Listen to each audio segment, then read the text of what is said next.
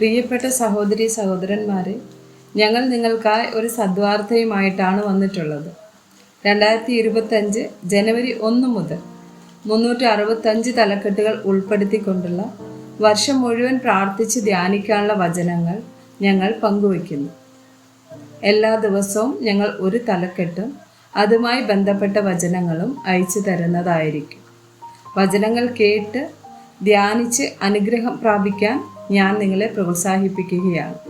ദയവായി സബ്സ്ക്രൈബ് ചെയ്യുകയും നിങ്ങളുടെ കൂട്ടുകാരുമായി പങ്കുവയ്ക്കുകയും ചെയ്യുക. നന്ദി.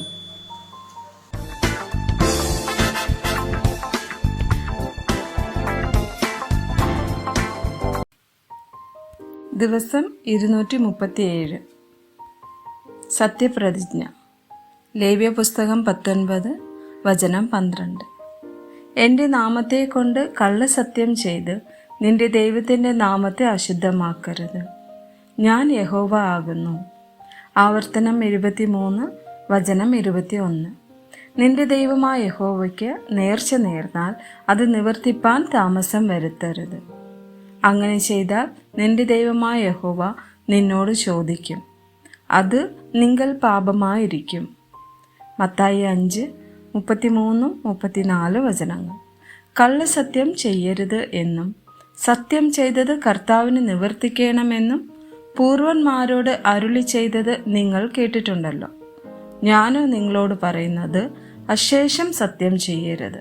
സ്വർഗത്തെ കൊണ്ട് അരുത്, അത് ദൈവത്തിൻ്റെ സിംഹാസനം. ഭൂമിയെ കൊണ്ട് അരുത്, അത് അവൻ്റെ പാദപീഠം. യെരുശലേമിനെ കൊണ്ട് അരുത്, അത് മഹാരാജാവിൻ്റെ നഗരം. നിങ്ങളുടെ വാക്ക് ഉവ്വ് ഉവ്വ് എന്നും ഇല്ല ഇല്ല എന്നും ആയിരിക്കട്ടെ. ഇതിൽ അധികമായത് ദുഷ്ടനിൽ നിന്ന് വരുന്നു. യാക്കോബ് 5 വചനം 12. വിശേഷാൽ സഹോദരന്മാരെ, സ്വർഗത്തെയോ ഭൂമിയെയോ മറ്റ് യാതൊന്നിനെയുമോ ചൊല്ലി സത്യം ചെയ്യരുത്. ശിക്ഷാവിധിയിൽ അകപ്പെടാതിരിപ്പാൻ നിങ്ങൾ ഉവ്വ് എന്ന് പറഞ്ഞാൽ ഉവ്വ് എന്നും ഇല്ല എന്ന് പറഞ്ഞാൽ ഇല്ല എന്നും ഇരിക്കട്ടെ. എബ്രായർ 6:16-17 വചനങ്ങൾ. തങ്ങളേക്കാൾ വലിയവനെ കൊണ്ടല്ലോ മനുഷ്യർ സത്യം ചെയ്യുന്നത്. ആണ് അവർക്ക് ഉറപ്പിനായി സകല വാദത്തിൻ്റെയും തീർച്ചയാകുന്നു.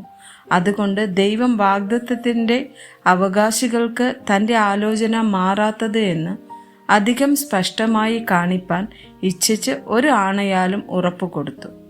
ആമേൻ.